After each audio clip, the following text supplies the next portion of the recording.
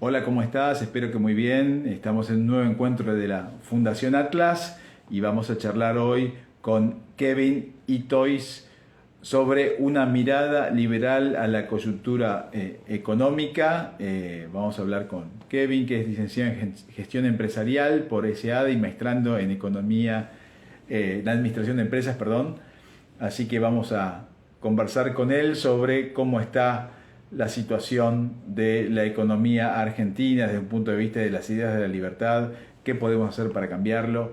Eh, Estamos esperando que se sume, que ya está contactándose para ingresando al live para charlar.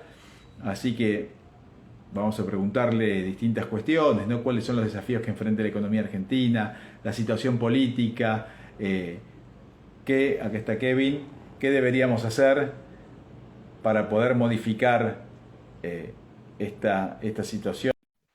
Estamos sumando a Kevin.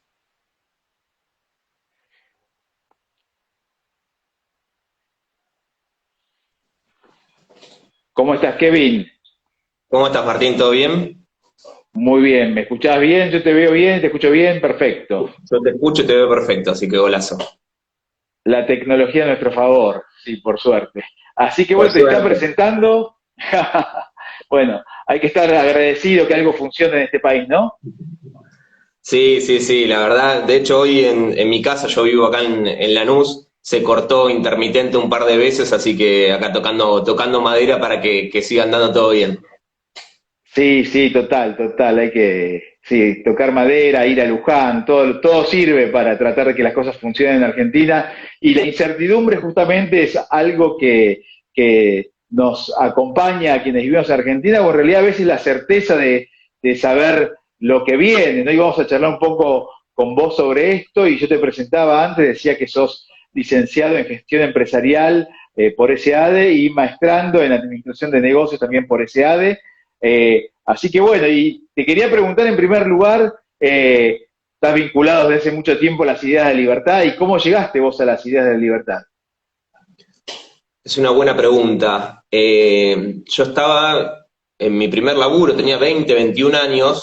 Yo siempre digo que es como que tenía medio latente las ideas hasta que le pude poner no un nombre, no una ideología o encontrar tal vez cómo piensa uno, tal vez en algún que otro libro. Pero me acuerdo que llegué, la primera vez que me acerqué, si no me equivoco, fue algo así como fines de 2010 o 2011, ya no me acuerdo bien, tenía 20 años, me acuerdo que era diciembre, allá en el Club de la Libertad sobre calle Independencia en Buenos Aires, me había invitado un compañero de laburo, yo en ese momento laburaba en Accenture, y fue una charla del Hacha, de Gustavo Lázari.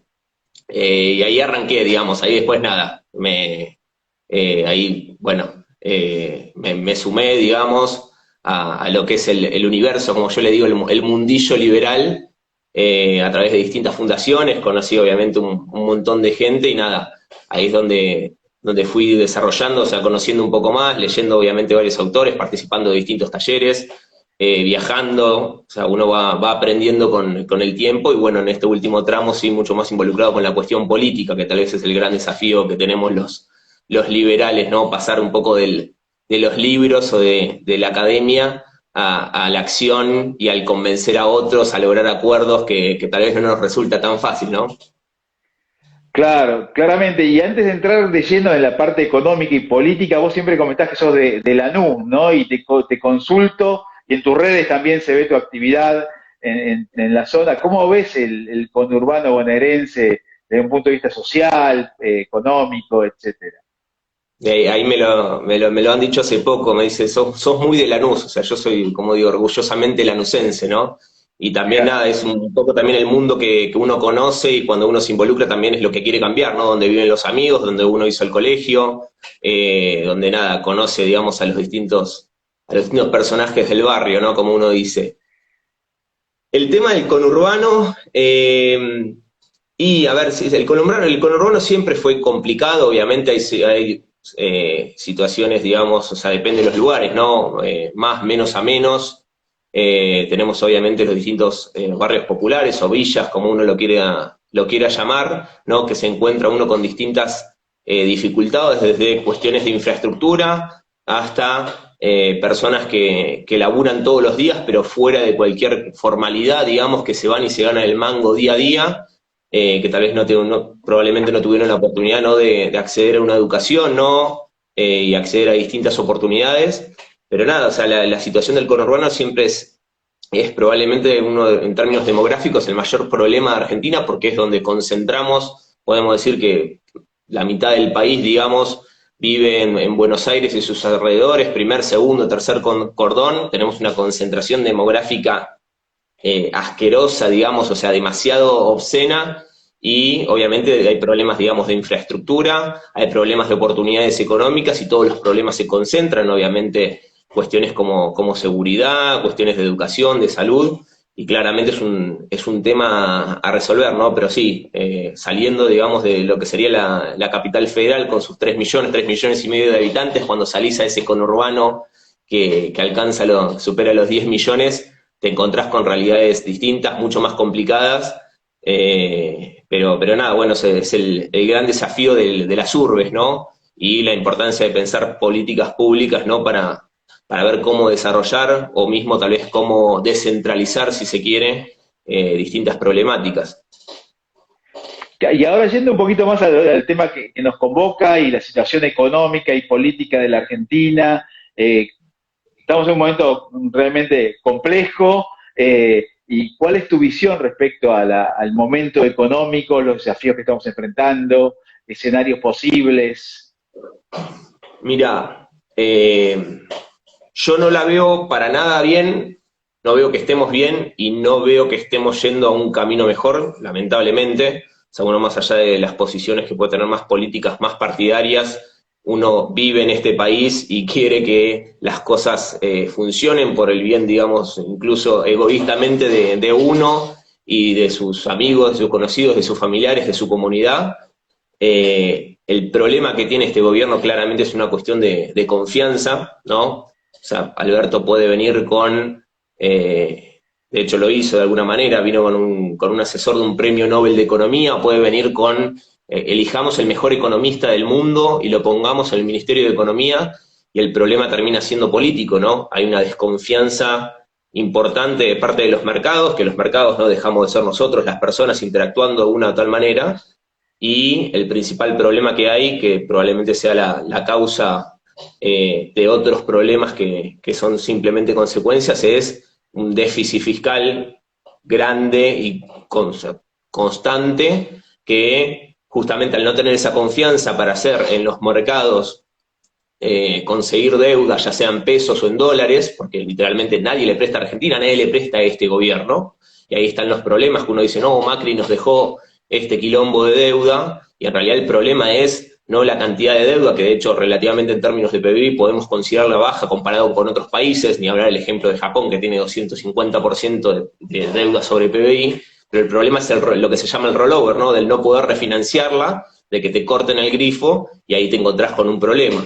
Pero el kirchnerismo, digamos, que sostuvo un default que no lo pudo resolver desde lo que fue el default de 2002 hasta 2015, que lo resuelve, digamos, en realidad fue el juicio, el famoso juicio de Griesa en 2015, el kirchnerismo no tuvo ninguna posibilidad de acceder a los mercados internacionales. Por eso hablan de, no, nosotros no nos endeudamos. Sí, se endeudaron con Venezuela al 15% en dólares, se endeudaron con algún que otro organismo internacional, pero no pudieron salir a los mercados, que eso no es normal. Y durante ese tramo, siempre que hubo déficit fiscal, que fue más que nada durante al principio del gobierno de Cristina, donde se acabaron, digamos, ese superávit gemelo de Kirchner, fue una cuestión de emitir para cubrir ese bache. Y esa emisión sabemos muy bien que puede tener algún efecto que tarde esos famosos 6 o 9 meses, que sabemos que tardan entre que uno emite y impactan los precios, pero el problema es la emisión, un exceso de pesos, la misma producción, no se genera empleo en el sector privado desde 2010, 2011, y la consecuencia es obviamente el aumento de precios, que no es más que la devaluación del peso, el poder adquisitivo del peso. Y en eso, el dólar, que es lo último que vimos esta semana, que fue un salto gigante, en realidad el dólar termina siendo de alguna manera un precio más, y el problema no es que sube el dólar, sino que cada vez con los pesos que tenemos compramos menos.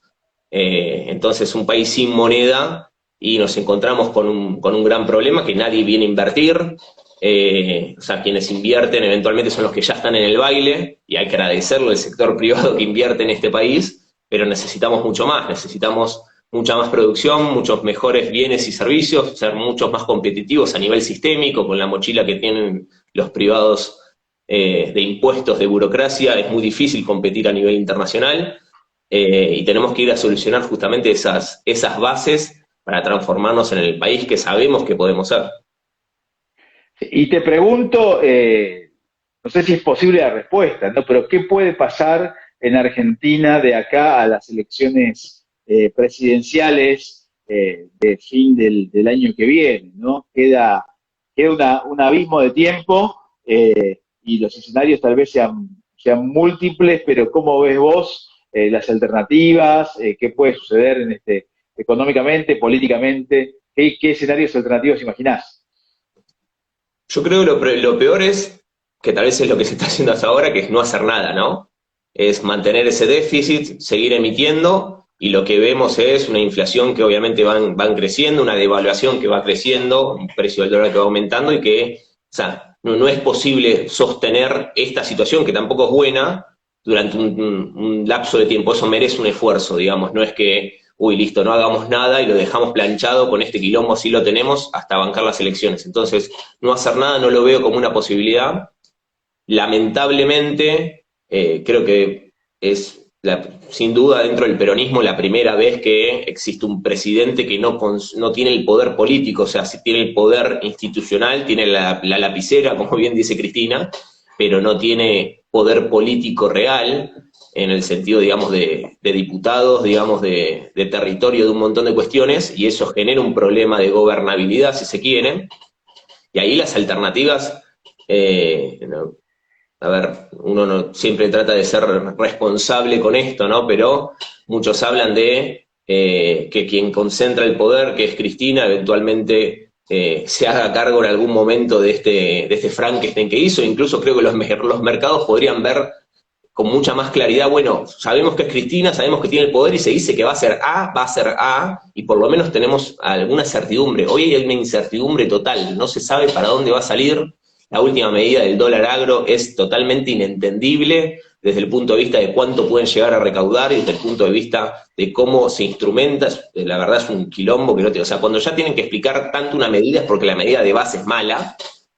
Y la otra alternativa, que es lo que estamos escuchando hoy en la tele, ¿no? Que el tercer socio de este frente, que vendría a ser Sergio Massa con el Frente Renovador, que probablemente sea lo de más centro-derecha y más ameno al apetito, si se quiere, de los mercados, o los más sobrios, o no un antimercado, por lo menos, hacerse cargo ya sea de jefatura de gabinete, un mega ministerio de Economía, con un equipo, y que pueda plantear reformas sólidas, yendo a un equilibrio fiscal, yendo a fomentar, generar los incentivos. Al fin y al cabo, la economía es una cuestión de incentivos. Y hoy, con este país, uno se tiene que hacer esa pregunta, digamos, sin ser economista, es, te regalo $100.000, ¿qué haces? Y la mayoría me va a decir, me los guardo en mi casa, lo pongo en una caja de seguridad. Otro más arriesgado va a decir, no, lo invierto en el mercado, en las finanzas, de alguna u otra manera, pero nadie me va a decir, me pongo una empresa a fabricar algo en el conurbano bonaerense. Entonces hay que cambiar eso, y esos incentivos lo tiene que dar un país, instituciones, que dé cierta seguridad, digamos, de acá a 20 años, la situación es esta, las reglas son estas, y transformarnos en un país normal. Después podemos debatir más, menos Estado, ciertas políticas, pero hoy Argentina no es un país normal, es un país que espanta al capital, y cuando me refiero al capital no hablo de que vengan de Estados Unidos o de Europa a invertir millones de euros o millones de dólares, sino el capital que tienen los propios argentinos, que lo sacan porque no ven un país, digamos, que pueda generar una expectativa donde puedan hacer la diferencia.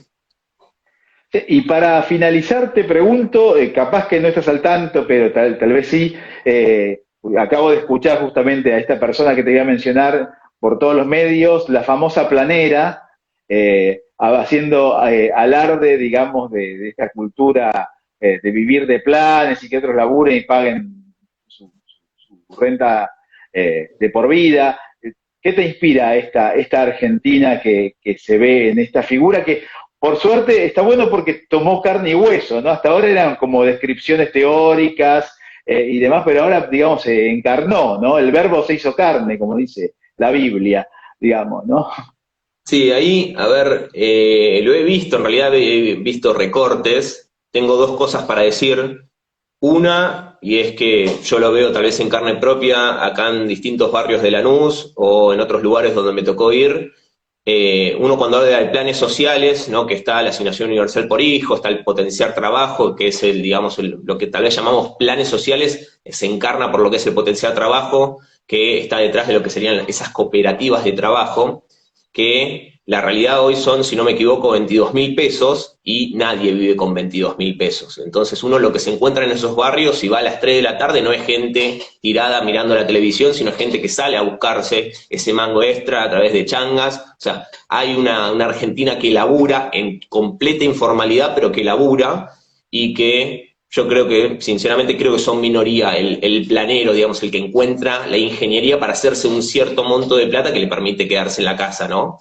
Pero me parece sí muy interesante el caso de esta mujer, pues obviamente que es de carne y hueso, digamos, y existe, y deben existir varias como ella, no tengo ninguna duda, que es el ejemplo perfecto de cómo funcionan los incentivos. Hay una realidad que creo que lo mencionó un momento, que dice, si yo te ofrezco la misma plata que vos ganás, le decía el conductor, yo te ofrezco la misma plata que vos ganás y te quedás en tu casa. ¿Qué haces? ¿Te quedás en tu casa o venís acá, laburás, te peleas con tal, qué sé yo?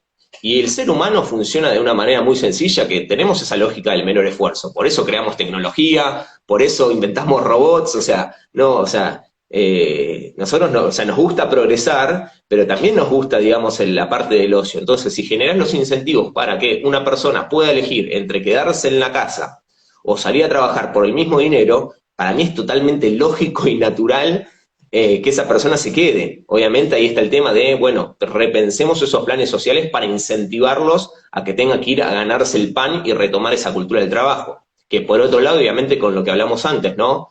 ¿Qué trabajo hay para esta mujer? En términos de su formación, su capacidad, qué puede hacer, dónde puede llegar a ser productiva y quién es la empresa, digamos, o cuál es el mercado y la economía que puede a ella darle la oportunidad, digamos, de valerse por sí misma, ¿no? Es un conjunto de cosas. No creo que Argentina, digamos, hay trabajo para tirar al techo y esta simplemente es una señora que decide no trabajar. Decide no trabajar porque, sí, el Estado le da planes y subsidios para poder mantenerse y tener un cierto nivel de vida que ella se conforma con eso, pero a su vez, si ella deseara salir, no creo que tenga tantas oportunidades y también hay que generar, digamos, la otra pata, me parece. Kevin, muchísimas gracias por esta posibilidad de charlar con vos y bueno, seguiremos en contacto para consultarte nuevamente para tener tu opinión sobre la evolución, digamos, de la economía, la política, la situación social e institucional de Argentina y trabajar por una reforma profunda que nos pueda llevar a vivir en una sociedad con más esperanza, donde podamos alcanzar y hacer realidad nuestros sueños.